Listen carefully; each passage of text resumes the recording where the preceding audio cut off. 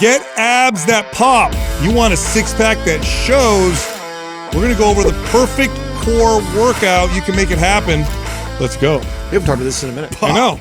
I know. This is I like this one too because probably at least half my trainer career, I went about this the wrong way.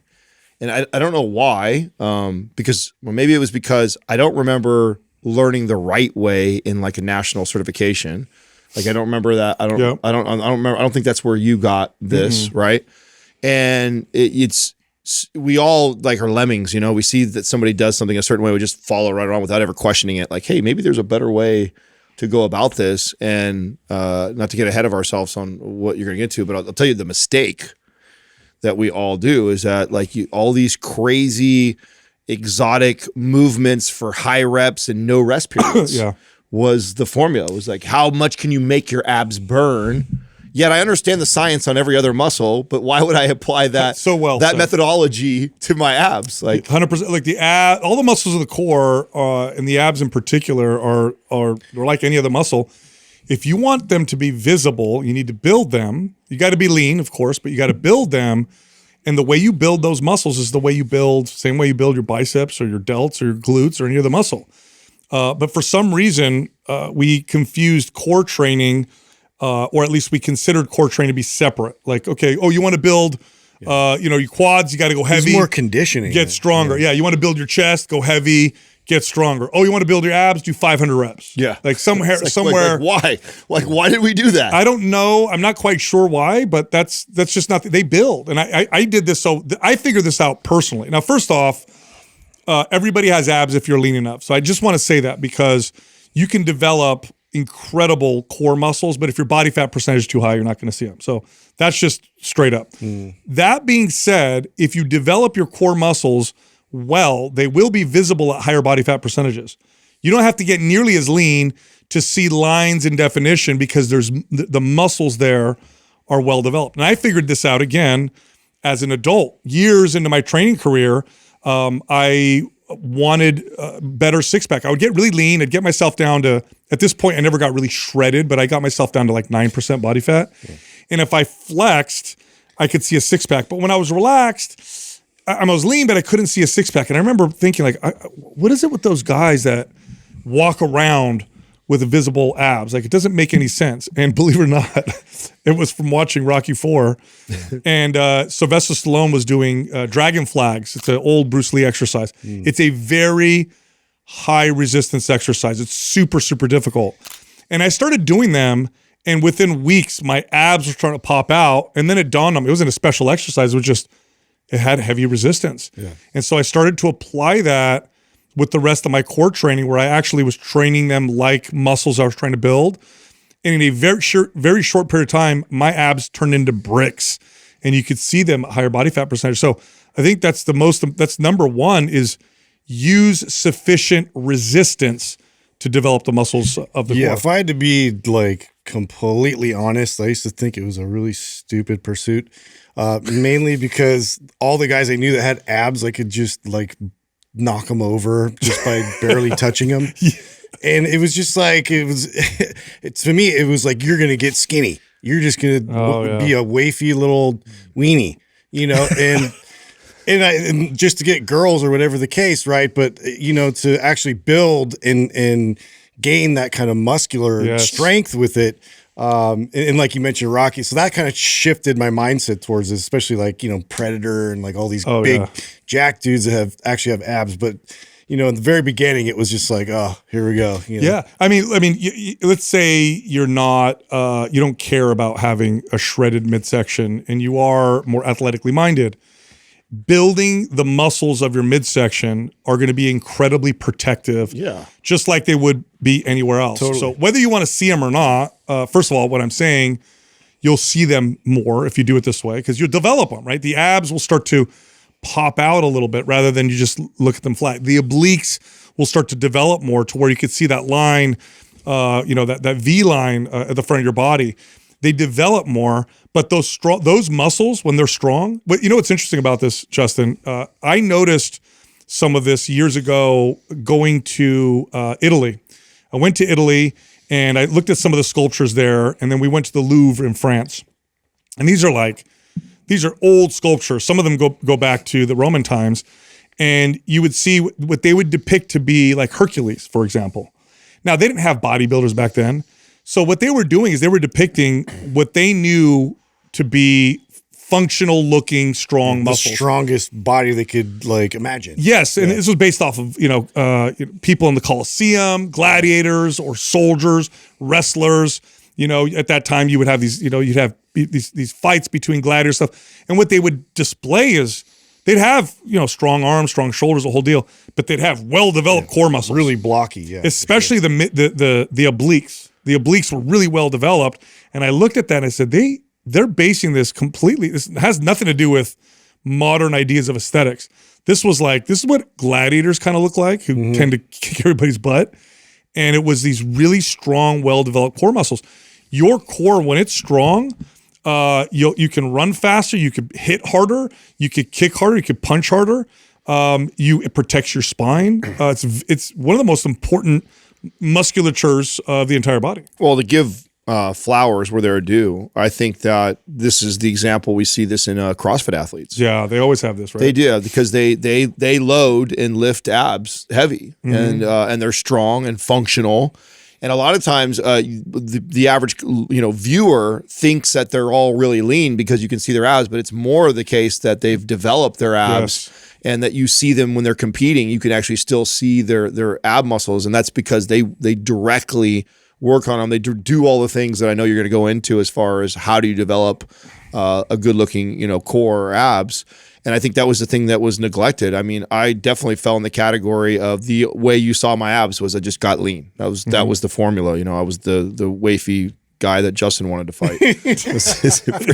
But then we became friends. So I don't know. It's weird. Yeah. It's a good thing we met after high school. I know. For sure would have fought me in high school. You know what I'm saying? 100%. Yeah, so use resistance. In other words, a good set of an ab exercise or core exercise with a hard, heavy resistance of 10 reps is going to be far more effective than 50 reps of your ab burning, even or core burning even exercise. 5, Sal, even 5. You can go as low as 5. Yeah. Slow and control. I mean, some of the best results I ever saw was actually, I remember when I learned this, and I went, man, I'm going to take it to the extreme. Like, what stops me from doing like 2 to 5 reps, slow and controlled and loaded, and by the way, start easy and light with the first time you do that, because I remember you get the cramp. Yeah, overreaching a little bit on that, and then having some of the ab cramps are the worst. I knew this was working for me when I started to get a pump in my core. Of course you can get a pump in your core,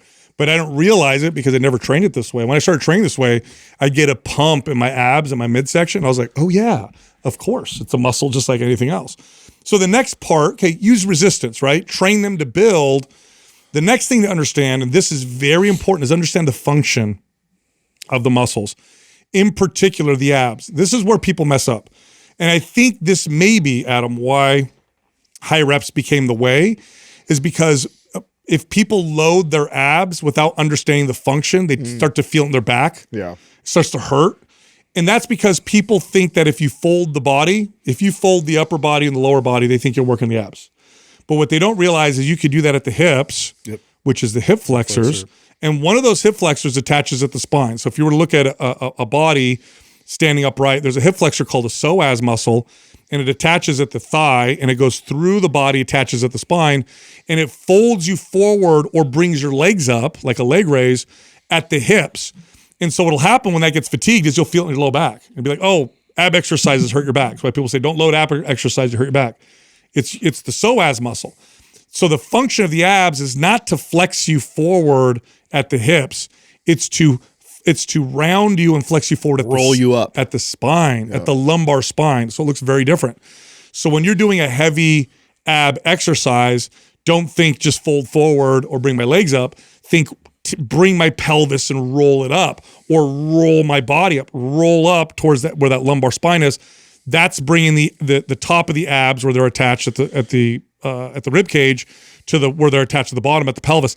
You're contracting the abs, not folding at the hips. Once you understand that, then when you load and you do it right, now you've got it done. The best visual that I ever had was like, most people know what a spine and vertebrae look like. And so if you can imagine taking that, and if you were to try and roll the vertebrae and spread them, like that's what you're trying to do. Like you're not trying to fold it, you're trying to roll it up.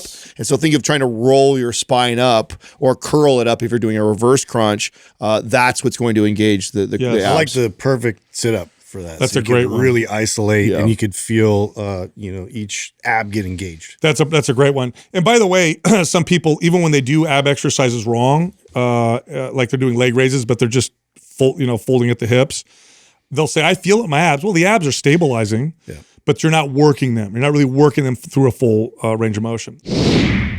Today's program giveaway is MAPS Aesthetic. If you want to win, leave a comment below this video. In the first 24 hours, we'll drop it. Subscribe to this channel, turn on notifications. If you win, we'll let you know in the comments section. We also have a sale, MAPS Hit and the Extreme Fitness Bundle, 50% off. You can find both of them at mapsfitnessproducts.com, but you have to use the code April50 for the discount. Back to the show. All right, so let's go through the exercises, and we'll explain why we picked them, why we think these are the best exercises, or a good combination of exercise for really developing and building the core muscles. Again, so they're visible at higher body fat percentages. I'll start with the first exercise, the reverse crunch. I like the reverse crunch. By the way, you can modify a reverse crunch to make them super high resistance. So you could do them on the floor, flat, or I could go up an incline bench where I'm holding on to a bench or handles and I'm rolling my back up. The reason why I like reverse crunches so much is because it's hard to mess them up. Yeah. And I like doing these I used to love doing these for clients. And I actually taught my clients how to work their abs. Now a sit-up, especially if the feet are anchored, people can start to mess that up and fold at the hips. But when you tuck your legs and roll your way up a bench, it's more conducive towards that sort of rolling function. Totally, 100%. And you, again, if you want to make this a high resistance exercise because you have strong ab muscles, just do it up an incline. Do it up to a real high incline. It'll be really, really challenging. You'll do a few reps and you've got yourself a high resistance. With that. That's right. Next up, side chops. So this is good for the internal and external obliques, that rotation. I love side chops so much. Now you'll see a lot of like twisting crunches, and that gets the obliques too, but it's not really directly working the obliques, like rotating with resistance. There's two ways you could do this. There's the way where your feet are planted and you're just rotating, or what I believe to be the better way to do it is to rotate, but then also pivot on your feet. Pivot with the hips. Yes, it's just so much. They both work the obliques really well. They both have value. They both have value. The planted has an anti-rotation component to it, which is extremely valuable, and then the pivot has a full rotational component to it. So it's like I motion. I explain it the same way I explain to somebody who teaches dumbbell rows. There's a way to teach a dumbbell row where you incorporate rotation in the spine, and then there's a dumbbell row that's you're in a fixed position. It's not one is right or one is wrong. They both have value for different reasons, and it really depends on the client's desired outcome. But you do see trainers trying to pick apart other trainers and say one is wrong, the other. It's just like if you can perform the intention. That's right. What are you trying to use it for? Both have value based off of what the goal is. And so if you can do it with control and not hurt yourself, it's an exercise. Another one, this is not an exercise you see often, but when you do it right, man, it is incredible. These are called active planks. I did a video of these years ago on our Mind Pump TV channel. One of the first viral videos ever. Yeah, and it's really it's like you're starting at a plank, but you bring your hips down and then you come up and you crunch at the top. This really works the abs and works the obliques in a stabilizer function. It is a high resistance exercise. You can make it really high resistance, even if you're really strong, just by really intensifying the crunch at the top. I still laugh at some of like the physios on there that were like talking about shear forces. Yeah, like, please, dude. I know. So annoying. Good times. And then lastly, this is kind of like counter rotation is really a protective way of developing the strength in the internal external obliques. And this one easy way to do this is you would stand with your feet wide apart. You'd hold a cable that's pulling in one direction. You just extend your arms. It gets more challenging as you extend and bring it back in.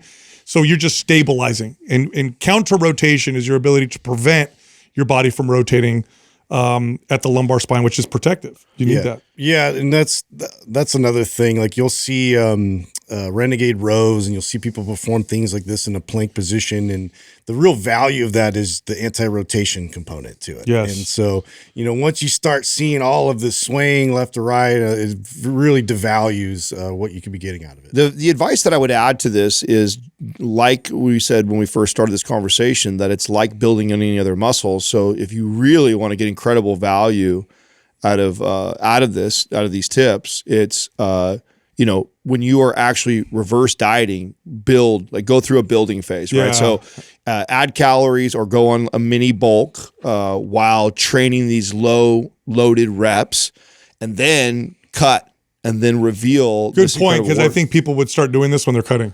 That's what happens a lot of times. And then they're like, oh yeah, I didn't really know stepping difference. Well, of course, you're in a calorie deficit and you're trying to build your abs. It's no different than tough to build. building a calorie deficit, trying to build a butt in a calorie deficit, or trying to build biceps or chest in it. It's no different. And so reverse diet or increase your calories, go after building the abs like we're talking about, and then go on a cut and watch what you see. And I bet you'll be really impressed with what your midsection looks like. Hey, sorry to interrupt. Are you struggling to get a flat midsection, a flat tummy? We have a free flat tummy guide. In there, we give you strategies, techniques, exercises, nutrition tips on how to get a flat tummy. You can get it right now. It's totally free by clicking on the link in the description below. All right, so I want to talk about our favorite supplement, talk about creatine.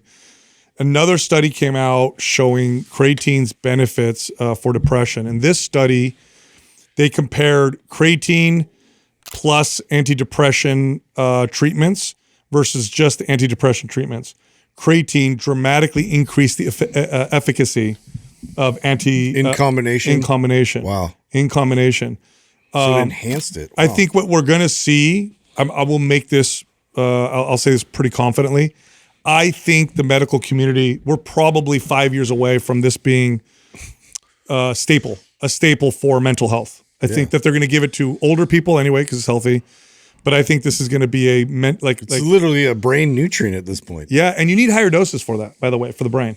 They're finding that the studies are finding that doses 10 to 20 grams are needed to cause the saturation of the brain, whereas with muscle, about 5 grams or whatever. What's your prediction then on that? How do you see this getting to a point like that? Like, do you start to see it in these old people homes where you start seeing the places start giving it to their patients, or how do you see that making its way into where it becomes like a staple? It's probably going to try to fortify it and everything. Yeah, there you go. I think at first it's going to be in those what are those drinks, those shakes called Ensure, stuff like that. Yeah, they have these deals with it'll be protein, creatine, it'll be something like that. So I think you're going to start seeing it that way. I think nutritionists, dietitians, I should say, are going to start recommending it to some of their patients.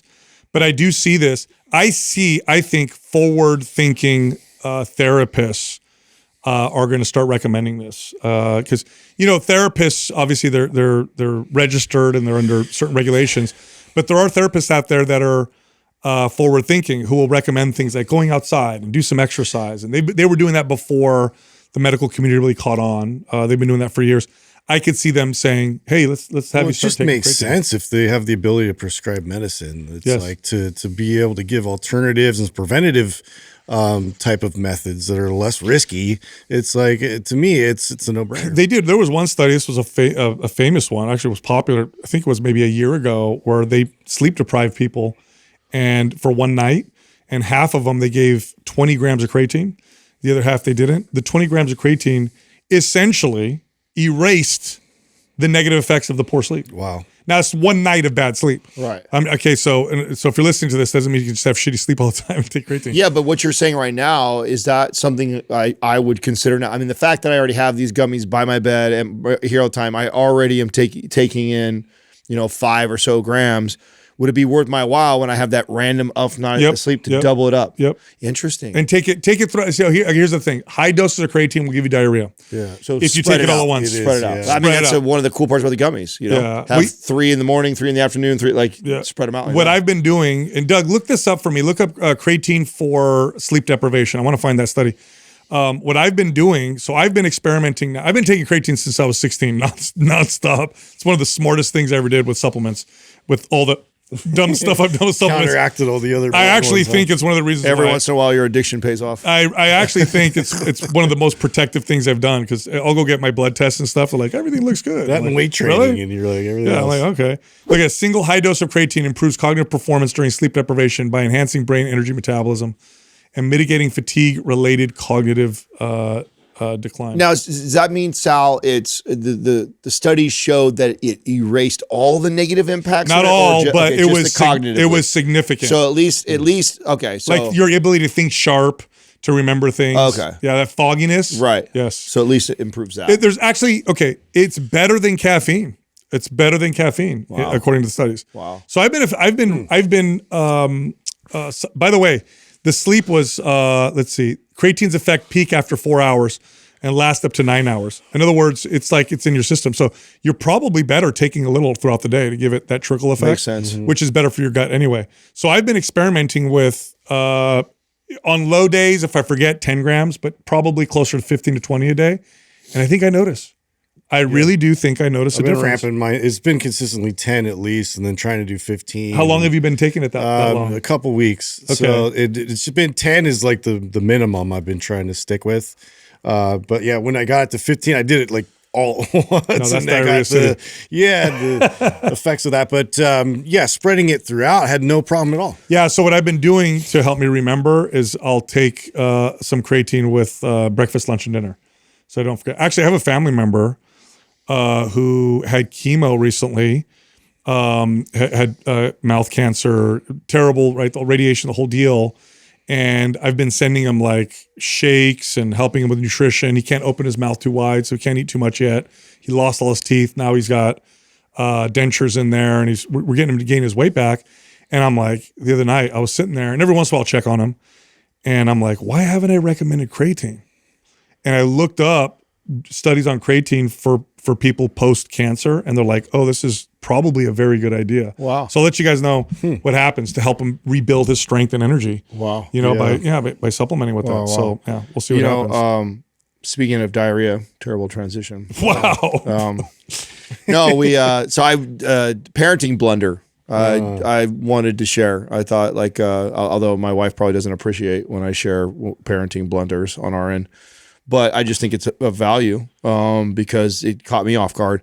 So my son was obviously having some sort of digestive issues or stomach stuff. We thought maybe he had the flu bug, but he was totally normal, didn't have any runny nose, any other symptoms, but was having diarrhea and stuff like that. And it's just like, first day, no big deal with, maybe he had a day where he was with me and I let him eat out of bounds a little bit. And so he had more sweets or stuff that he would normally have. So we probably attributed that. And it's like, okay, day goes by, still having it. We're like, this is weird. Maybe he does have a bug.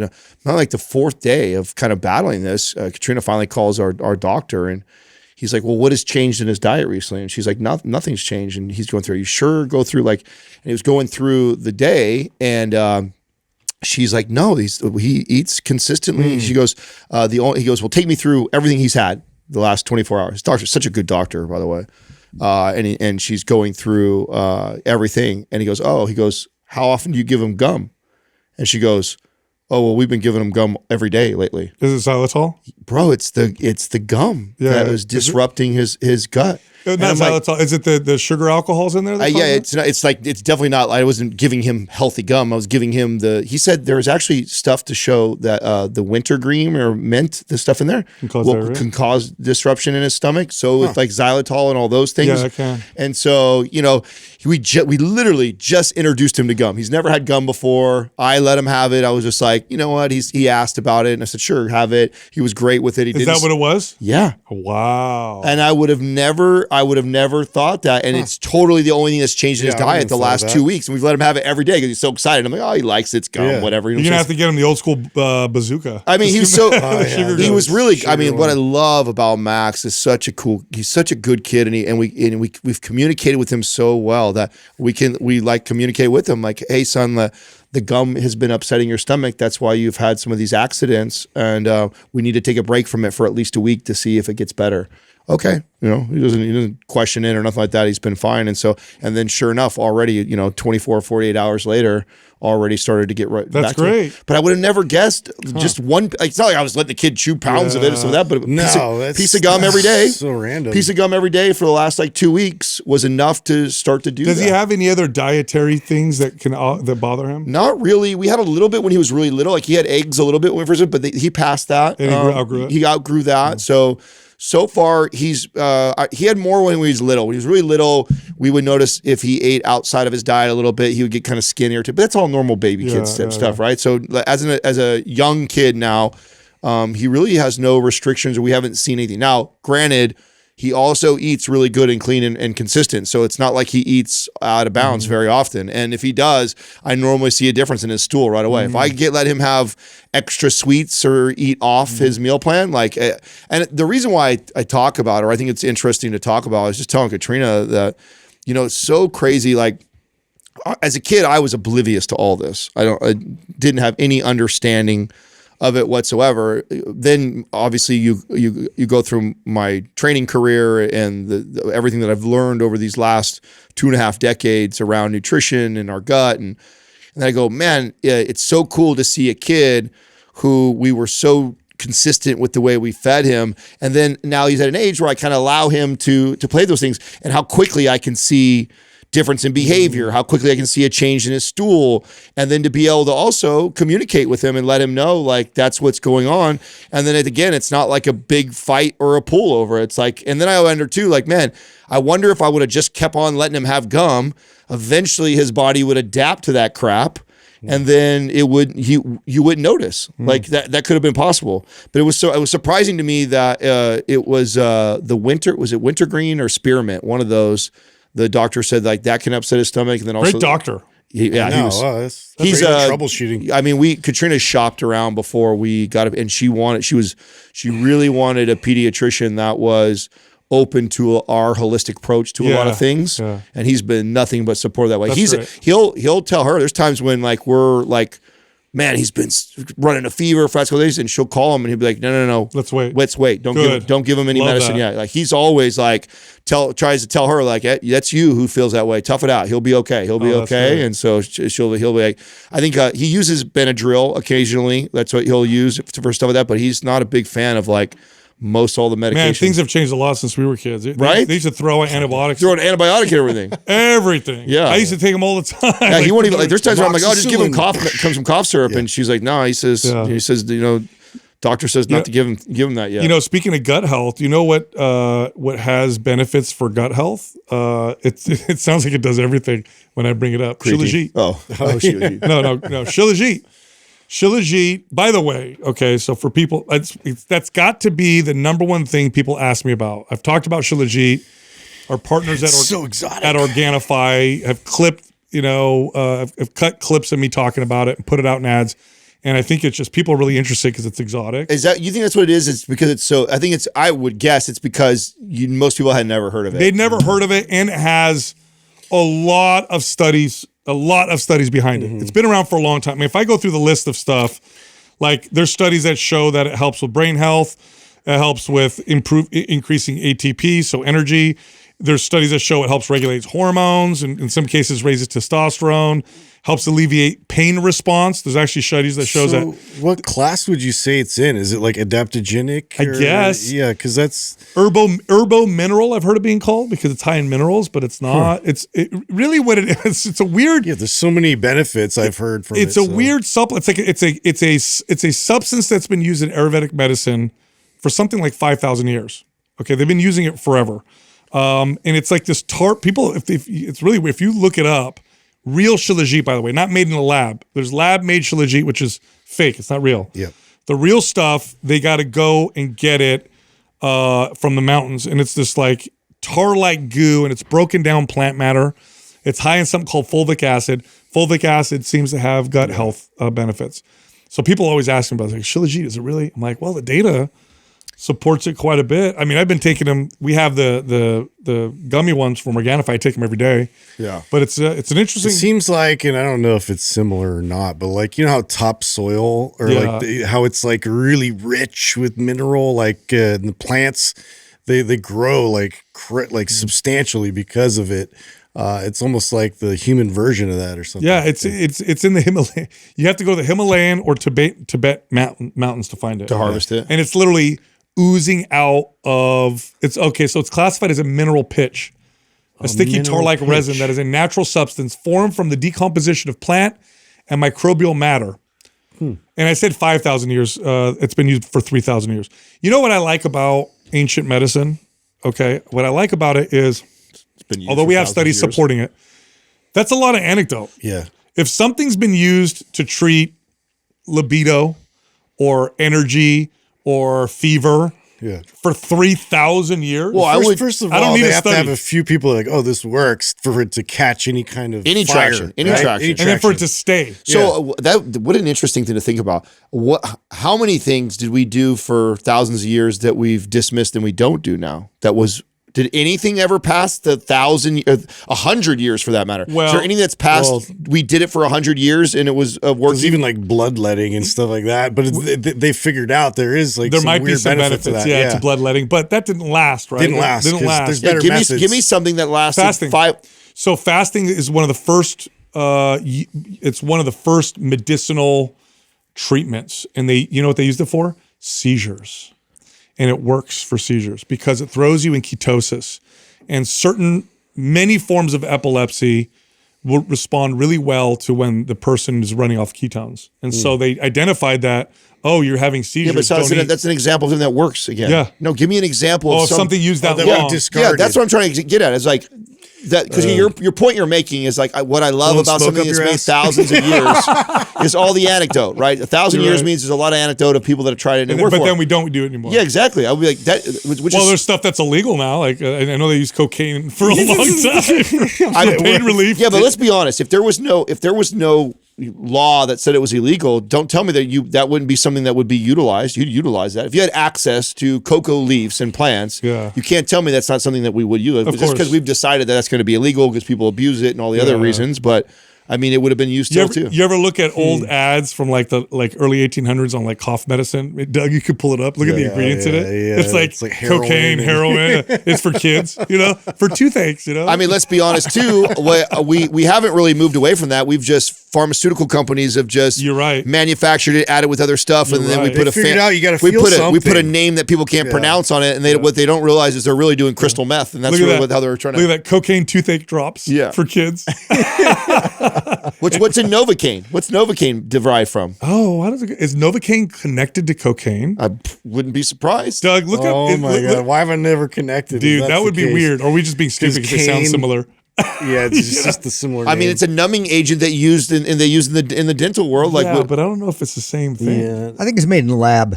Well, Yes, but but it's are they probably similar? but it's probably derived from the properties. Doug, Google. Is it the similar molecule? Google is cocaine and Novocaine or cocaine and Novocaine. I mean, while you're related? looking that up, I'll tell you things like your heroin point. I mean, we use opiates. That's what OxyContin and all those and Vicodin and all those are all derived from that. Speaking of which, I got to say this, man. One of my favorite, most rewarding partnerships that we've created at Mind Pump.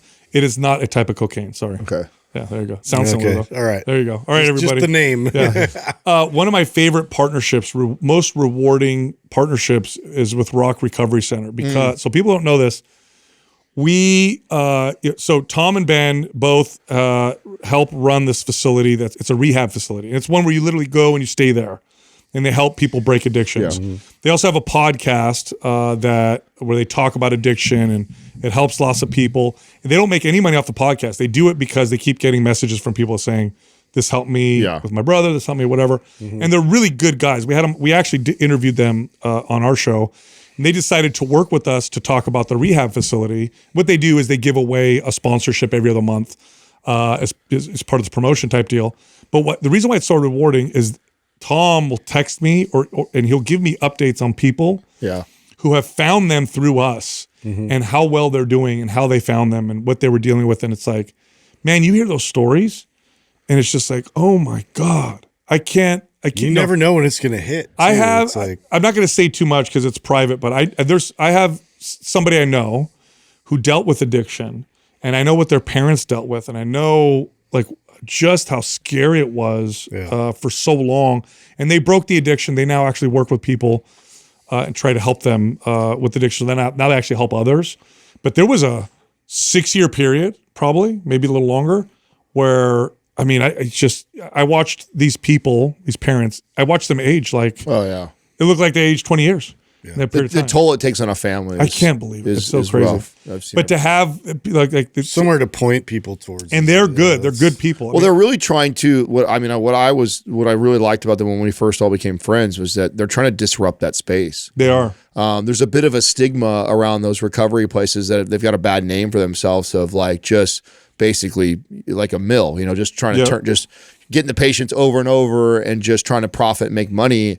And obviously, to your point about the podcast, like they're coming from a place of like they both were recovering addicts, right? So they went through it, and it's like their way of giving back and trying to help others. And the podcast mission behind that is to try and really guide people and help them. And when I talk to them a lot about the business and their content. That's where they come from. Is like, what are ways that we can help this community more? And so it's cool to see that, and it's cool to get to hear the behind the scenes stories. We've had quite a few people from Mind Pump that have reached out to them. By the way, too, even if you're not the person, we've had people that have reached out and worked with them and tried to basically apply for the scholarship for another family member or friend. So it doesn't have to necessarily be, you don't have to be the addict who's applying for the scholarship. If you have a family member or a friend or someone close to you that's suffering from that and you want an opportunity to potentially get the scholarship, you can fill that out. And what's the name of their podcast? Can you find that for me? I want to give them a shout out.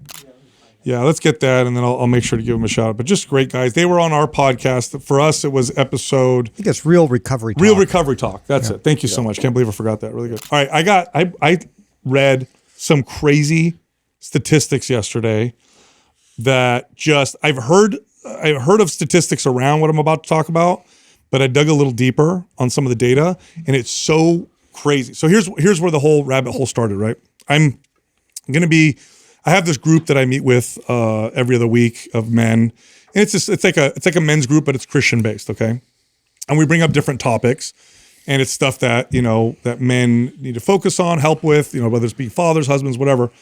And one of the things I was looking up was just like how to help be a better father and deal with the things that children are dealing with quite a bit now, namely anxiety and depression. So anxiety and depression in kids, and we've said this many times on the show, has just been exploding. It's just been exploding. And there's lots of people pointing as to what is the deal. Is it because they're not playing outside or hanging out with each other? They're not as social. They're so much on social media, this, that, and the other. So I looked up studies. And there was one study that showed, they studied kids, and the most protective thing that they found with all these kids was whether or not the kid had an active religion or spiritual practice. It was extremely protective. So they didn't follow the same trends as the other kids when it came to the rates of anxiety and depression. And there's lots of explanations why. Is it the community? Is it the purpose, the meaning? Blah, blah, blah. It doesn't matter what the reason is. It's that these kids were heavily protected. And that led me to thinking about what kind of influence does a father have when it comes to that? And I remember reading data a while ago, and I had to confirm this. I thought it was very fascinating.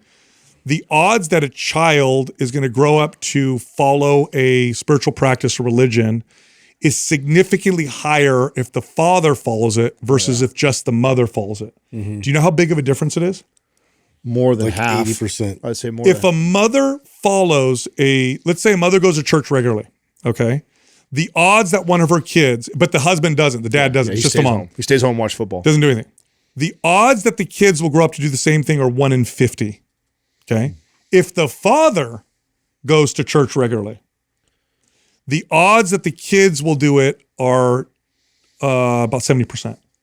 So from 1 out of 50 to 7 out of 10. 3 out of 4, 7 out of 10. 7 out of 10. Yes. Wow. How insane is that? There's more. Trip off this, and then I'm gonna really. How high is it when both do it? It's got to be really high. when both do it, then it's gotta be like 8 or 9, through the roof. 8 or 9 out of 10. Yeah, then it's through the roof. Yeah.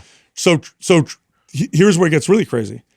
When a child is the first person, so this one was on being Christian, but I think it applies across the board. But this was just because the data was done on the most popular religion, which is in America, which is Christianity. So If a child becomes the first person in the household to become a Christian, there's a 3.5% probability that everybody else is going to follow. If the mother becomes the first person to become a Christian, there's a 17% chance that the rest of the house will follow.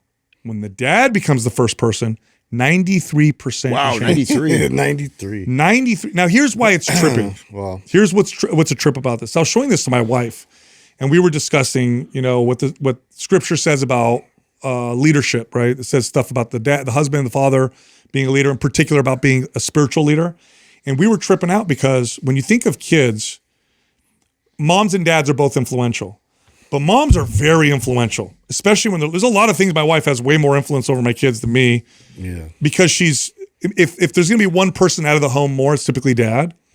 But for whatever reason, when it comes to spiritual practice, dad has incredible impact. And it's such a trip to me how it all comes together. I felt, at least that's how it hit me when Arthur Brooks did that speech. Yeah. When he did that speech, in what I interpreted it from that, because most kids think of their dad as a superhero until they meet somebody else who can overthrow their dad, or up for a very long time at least.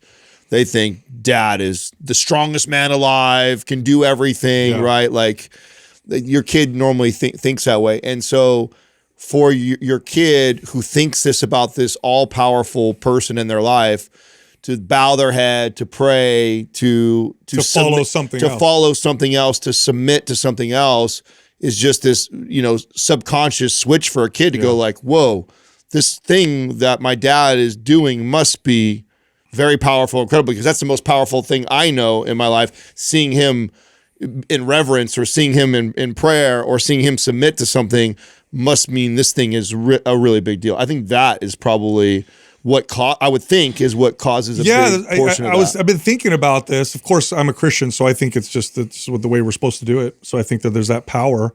But I do think it's really interesting. And then for people who are secular, like if I'm speaking to myself 2 years ago, if I'm speaking to Sal from 2 years ago where I didn't have faith, I think that the way I would have reached myself is say, well, what are you doing instead of that? Because because that's the Jordan Peterson talk we saw. Yeah, because that was powerful too. It was, because you need, I think it's important to have that moral fabric and that outlook, that complete game plan. Yeah, like what's the bigger than life picture? Otherwise, something else is filling that void. Something else. Something is going to fill that void. So when Jordan Peterson, we had that was the live event we saw of Jordan Peterson, and I'll never forget. One of the best parts is actually when he'd take fields the live questions from the audience. I like that better than even his speeches, not to take away from his speech.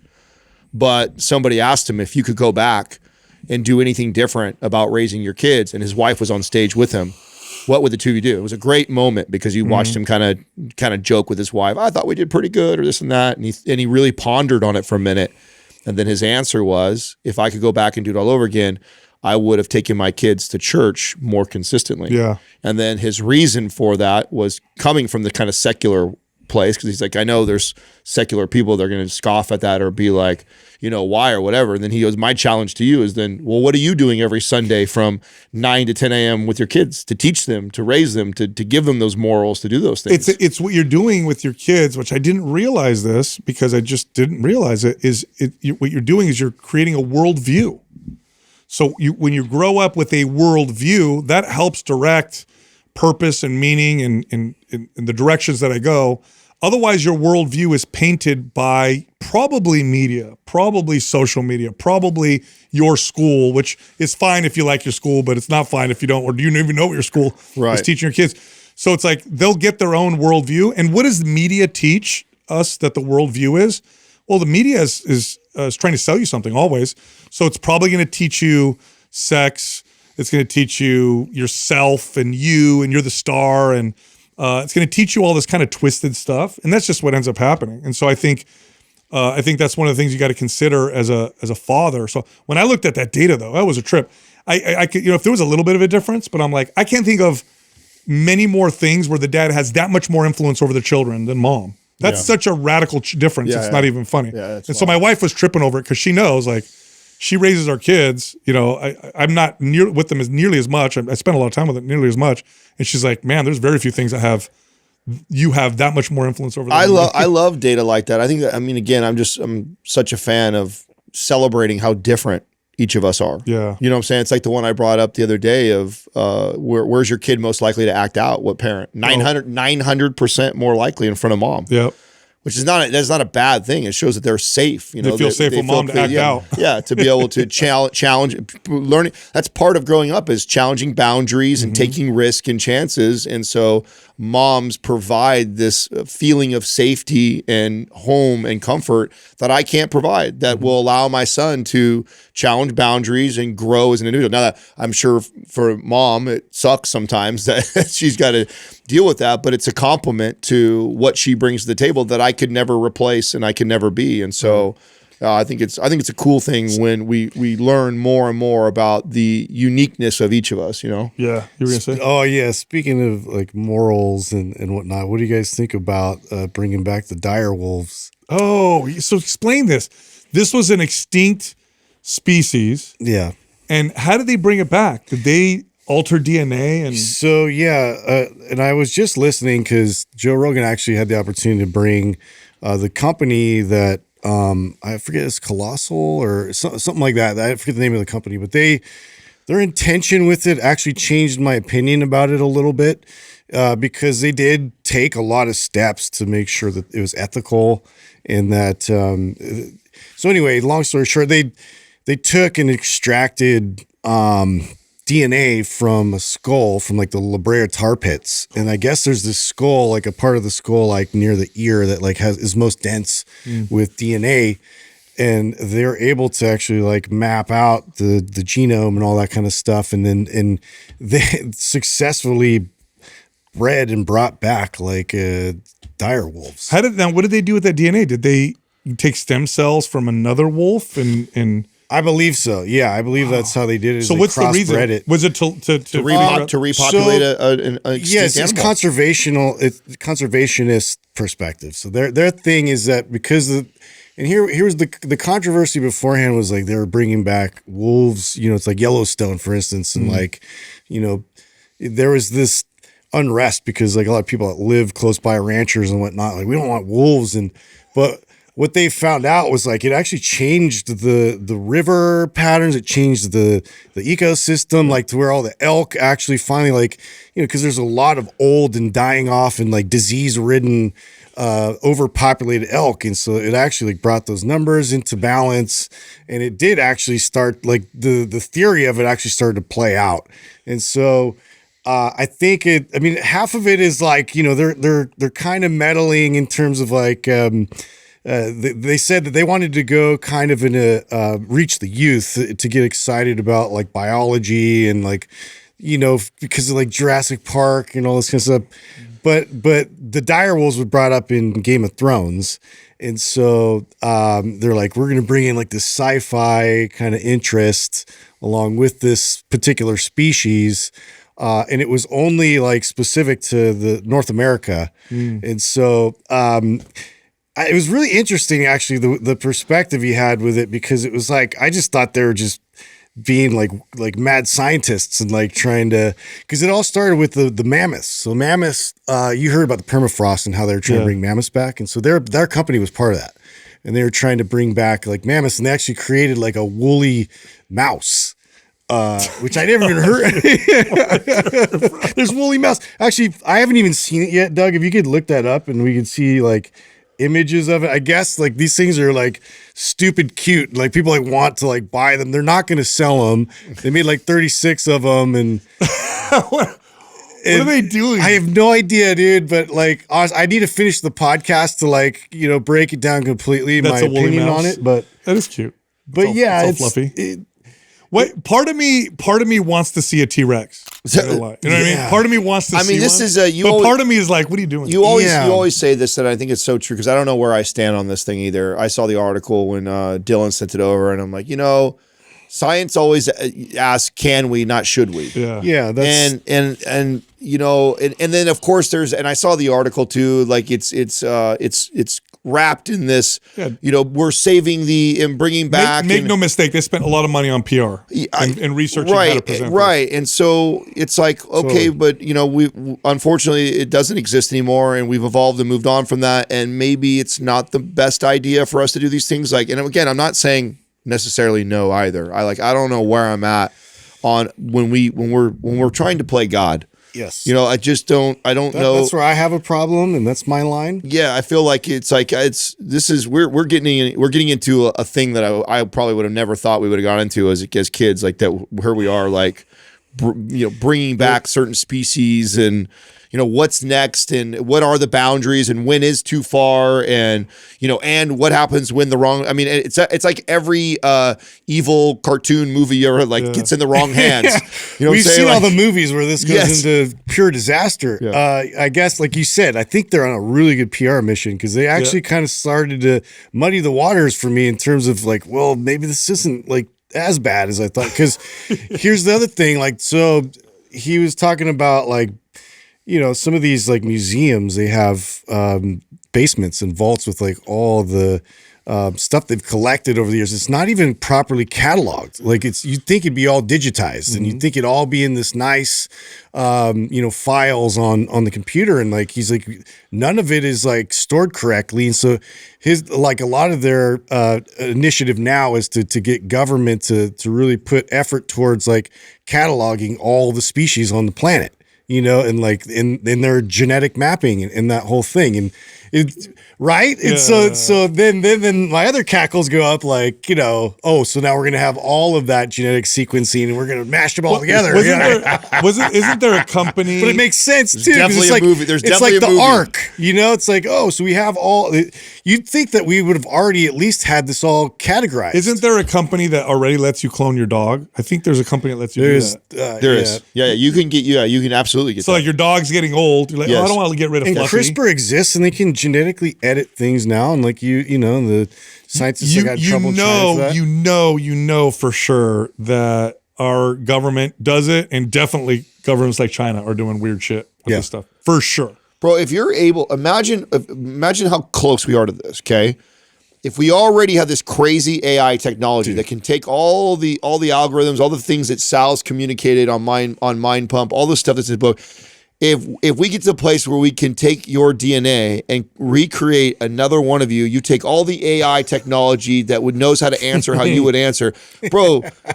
I mean, you're laughing right now, but we're real creepy. fucking close to Sal never has to die, technically, for everybody. You know what you could have? Weird. Genetic advancements potential we have now is unreal. And this is an example of that, like bringing extinct animals back. Yeah. And they can keep going. And the other one was the ground penetrating radar and like LiDAR, and like how you can actually use that same technology now to just find and map everything like subterranean, like on Earth. Imagine what that's going to do. I'm history. I'm thinking like worst case, like narcissists, right? Like they're like, do you want kids? Well, no, I'm going to raise myself. I'm going to clone myself and raise a little me because I'm awesome. Well, don't we already have for sure? Don't we have already a little taste of that Bunch of too? When you narcissists. go do these fertility things and you do the what's the highest level? In vitro. The in vitro one. You can decide if you want a girl. You can decide if you want. That's as far as Or it if goes, there's a right? genetic No, I think deformity, you can. Yes. Well, no, I know that, but I think they don't let you. Do they let you pick eye color and hair I and shit think like you that? do get to pick some. Look up. I think I'm not sure that's yeah. I know you definitely get to pick accessible. sex. You definitely get to pick sex. It's not for accessible sure. yet, but yeah, it's getting there. Put my wife's calves. I want my triceps. Find out what we can pick. I know we could pick some stuff because I remember the doctors were telling us some stuff. I'm like, That's what? I can crazy, just dude. choose if I want another boy or what? You could choose gender. Yeah. I know that, but I don't think they let you Eye choose. color is not an option. Yeah, they eye won't let color. you go. I think there's Anything laws. else? Anything else an option? Let me. I think they have laws against that. right now. Yeah, I know. I mean, the ethics have not caught up yet. Let's be honest. Like I don't know if it ever will. But But let me ask you guys this. I wonder if this happens. Like the uber wealthy and connected, when they go to in vitro, do you think the doctor is not like, look, Bro. what color eyes you want? Bro. You know what I mean? Because they know how to do that. I got you. Yeah. Yeah. Don't get me tall. There don't is worry. way shadier. Hey, listen, her there is- uncle's super short. Make sure that they don't There get those is genes. way shadier shit happening than that. There's definitely, of course, you could probably find somebody who'd be willing to do that. If you're capable of it, there's somebody who's willing to do it. While it's increasing interest in intelligence or height, current technology and ethical considerations limit this practice. Wait, but you can mess with intelligence and height. No. I think that they don't let Height you. has because been something as of late. I know nothing about any kind of like drugs or things that are available for people, like, you know, and procedures and surgery. Like there's surgeries people are opting their kids into because they think they're going to be some superstar athlete to get them height. There is height surgery. It's becoming more and more popular. They break the femur. Yeah, they break the femur and they add like an extra like 3 or 4 inches. This is all new to me, dude. What I'm the like, fuck? wow. Bro. I think you could go to South America to get that. Did you guys know that? Is that where it's I think at? that there's American tourists. One of my friends was asking me about something look like at that. and I'm like, where are I height don't. surgeries available. Sorry, we got you all over the place today. Yeah. Making you it work pops today. up immediately for Doug. What are you doing, Doug? This is welcome back. your kit's on its way. Laugh it up, guys. I noticed he was confidently wearing flip-flops all the time. What happened? I think it's South America. I think you can go there. U.S. as well. U.S. too? Yeah, but it's expensive here. Las Vegas. You know what they Vegas, do? dude. But you know what they do? They break your femur. Yes. And then they create a little gap between the femur and let the bone to grow in it. And No, they break insert they insert a thing. Oh. Yeah, they just insert a thing. They basically break it and then they insert it. What? Yes. Yeah, dude. Height surgery to increase status. You can do all kinds They of weird put it. They shit. put like a lifters in you. Yeah. Weird, dude. That's really weird. I mean, I mean, you know what's funny though? Is it Brave weird new because it's world. so new to us? Is it no? If you were an alien, okay, and you come down, would you think that's more weird, or bolting big ass things on your chest and your ass? Like, what would you think is more weird? I bet the aliens would be like, oh, it makes sense to be a little taller. It's more functional. You can reach things. You know what I'm saying? Like, What do you do with these? yeah, like, well, if you were like an alien and you came down here, what are more weird things that we do? I mean, that's not that crazy when you think about some of the stuff we do. It's just all weird. What if like what if people thought like ears, like big ears, was sexually attractive? Imagine the surgeons we get to have Ooh, those are nice, Justin. Where'd you get those, bro? It's so looking at my wax. Yeah, dude. Oh my god, that's too much. Hey, Mind Pump has apparel. I bet you didn't know that. Shirts and pants and bags. We have exercise equipment. We have new stuff, by the way. Go to mindpumpstore.com. If you want to see the new stuff, scroll all the way to the bottom. We have some new arrivals. Check it out. Back to the show. First question is from Manda Barrett, 1717. Is there a specific range of caloric surplus for optimal muscle growth? And is there a specific range for caloric deficit to not lose muscle? So I'll give some general. You talk about this really well, and actually, it wasn't until I heard you communicate this did I realize how little you really need to eat in a surplus. I think there's a big myth around how much extra calories you need in order to grow. And I think that has more to do with this hard gainers in general. Yes. Okay, someone who's trying to build muscle just have a hard time hitting the calorie intake as it is. And so they think they got to eat so much over. But the average person, what? 150 calories 200 over? calories maybe. Yeah, and and as long as your protein's high. So the reason why a lot of calories tends to be anabolic is because of the protein sparing effect. Meaning if your protein isn't super high, higher calories makes the protein you are consuming more effective, I guess, for lack of a better term.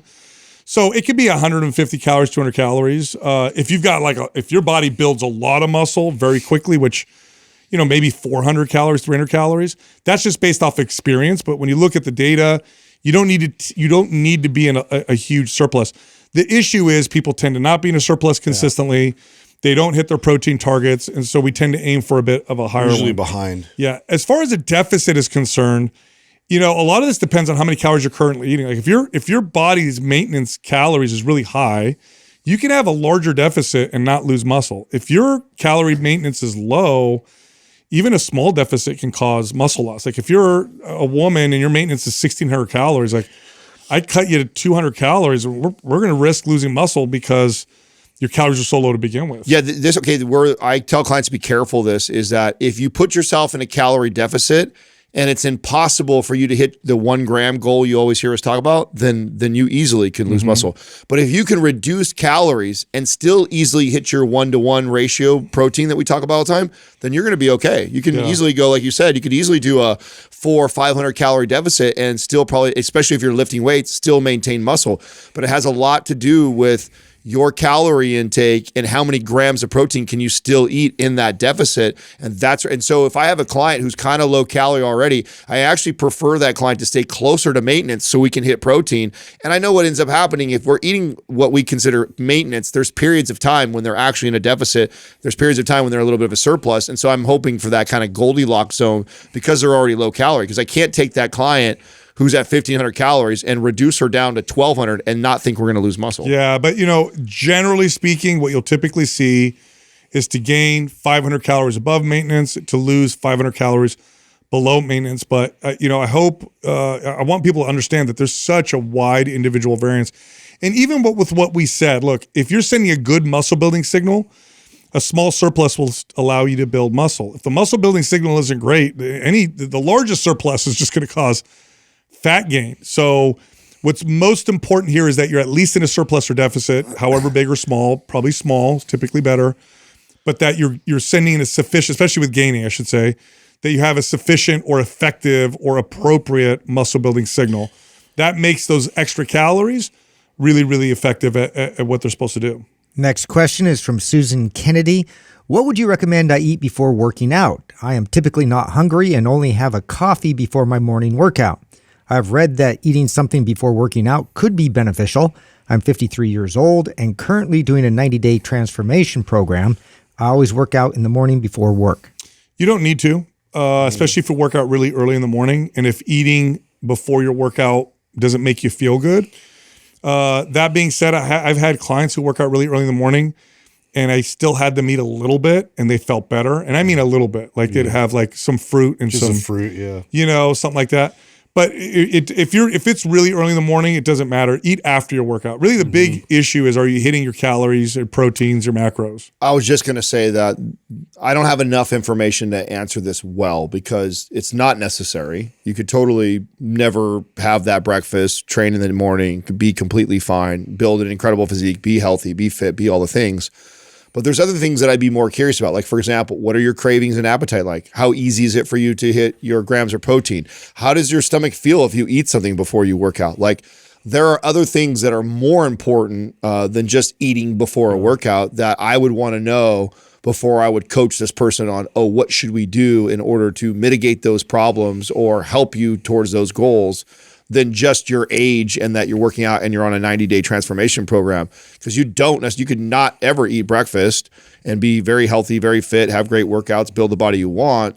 But there's more questions that need to be asked here, I think. Yeah, I don't see anything about struggling with performance in a workout or anything like that. Otherwise, I would probably indicate like, well, maybe we do add just a little bit of, calories ahead of time, especially for food. Yeah, my first meal is after my workout every morning. But I do have a decent amount of water with some electrolytes in it before I work out. But I don't work out too early. If I ate first, then it would push my workout. Yeah, it's tough to do. Yeah. The only reason why I find, like, personally, why eating early is so important to me is I get behind on my protein. Yep.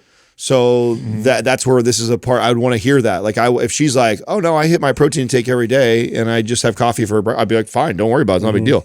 But if you told me, I struggle hitting that 130 or 150 grams of protein every day, Adam, and I also skip breakfast, I'd be, there's our problem lies right there. You got to do that. Now you need to start having a breakfast. So it really, there's other variables in here that matter far more than the things that you gave us. Next question is from B. Hennigar 7. What are the best natural ways to lower cortisol? Yeah, there's a myth that you need to lower cortisol. What you want is good balance. Yeah, you want a good cortisol profile. So cortisol should rise in the morning, and then it should slowly lower and then be at its lowest point in the evening before you go to sleep. Issues with cortisol happen when you get an inverted, when you get the inverted chart, right? When your cortisol starts low in the morning, you feel like you're dragging, you're taking a bunch of caffeine, and then it starts to spike during the evening, you can't sleep. But when it comes to cortisol management, which is a better way to ask this, I would say, what you want to do, good sleep, sleep, recovery, avoid caffeine, avoid alcohol, make sure you eat adequate number of proteins and fats for sure. For some people, carbohydrates help. Exercise appropriately. Overtraining, being too stressed causes issues here. And then ashwagandha is the one supplement. Just going to ask you, what about food or adaptogens? Yeah, ashwagandha is a really good one for helping with cortisol. But it's not going to help you if you're overtrained, you get crappy sleep. Caffeine is probably one of the biggest offenders for this, for people, where they just have too much throughout the day. And some people they just slow metabolizers of caffeine. And so what may be okay with one person for someone else causes too much of a stress response. I think you're right, though. I mean, there's a misconception that like we just need to eliminate cortisol. Like you'll it's like die. this, yeah, exactly. It's like, but that's what's being purported a lot. Like I've heard even more influencers like, oh, we need to go on this diet where we lower our cortisol, and it's like you just need it to be optimized. Next question is from Ronan Jones. How can you not lose upper body gains or become too imbalanced while training after suffering an injury? This is I think we overthink this. Like you know what I used to think? I used to think, oh, if I can't train my upper body, if I continue to train my lower body, I'm going to create a larger imbalance. Yeah. What the studies and data show is you'll actually reduce the amount of muscle loss in your upper body by training your lower body. Yeah. It influences your upper body muscles. It's so weird. There's my favorite studies are the ones where they'll take one arm and they'll incapacitate it and they'll see how much muscle they lost. And they'll take another group where they do the same thing and they exercise the other arm.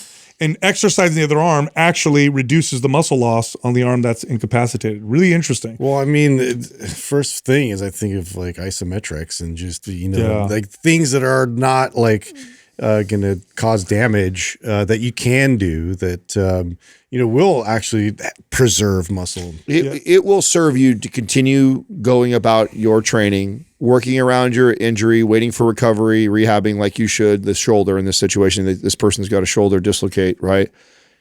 When it recovers, what's amazing is how fast the body catches back up. Fast. Real fast. Muscle memory is pretty Oh amazing. man, I remember when I had my knee the surgery, encouraging part. and I remember looking at that leg and went, Yeah. this is going to take years to get back to. It was that dramatically different because I knew how long it took to build the right leg up. Yeah. I remember like years and years to build those legs like that. And then I look over this one and went, my leg has never looked like that. Never looked that bad. Was it where your knee was bigger than your Yes, your femur? my knee joint was bigger than my quad. Yeah, I mean, that was and I had so much loose skin from it, I could do this. And so, and you see that and you go, oh my God, I'm never going to catch this up. It came back. Just walking built back. It half came of it. back like that. It was so fast. So when you get injured, especially people that have been lifting before, the body, I mean, you saw a small example of that when you saw me get back that 20 pounds of muscle in a month that people didn't believe was true. It's like, yes, it is. It's very true because I've already had that on my body. If you've had muscle in your upper body, you lose a bunch because you get injured. Oh, it'll come back super fast. Totally. All right, I know you liked that episode. If you did, check this one out. Walking, it's one of the best things you can do for your health, bar none, but there's a better way to approach it. Yes, you can just walk, but if you follow the right protocol, it's far more effective. Let's talk about walking. I can't wait to hear your walking protocol. Well, there is. There is a protocol. So, and I'll start with the first thing, right? Because just first off, let me start with this. One of the reasons why walking is such a great form of just activity is because it's low risk of injury. Now, some